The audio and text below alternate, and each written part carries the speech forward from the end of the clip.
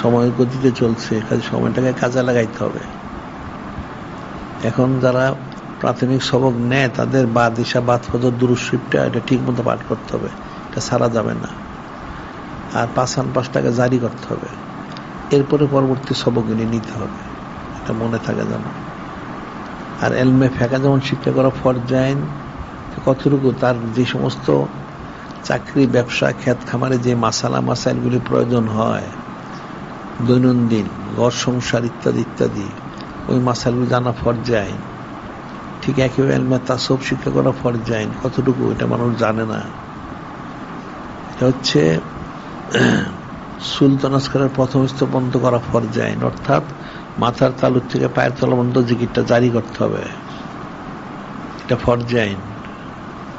অন্যথায় সে ইবলিসের দ্বারা সে প্রতারিত হবে, ধোঁকা খাবে, সে ইবলিস তাকে ধোঁকা দিবে, বিভ্রান্ত হবে, নফস তাকে অসসা দিবে। এই জন্য ইলমে তাসাউফের যে ফরজ সেটা তাকে হাসিল করতে হবে।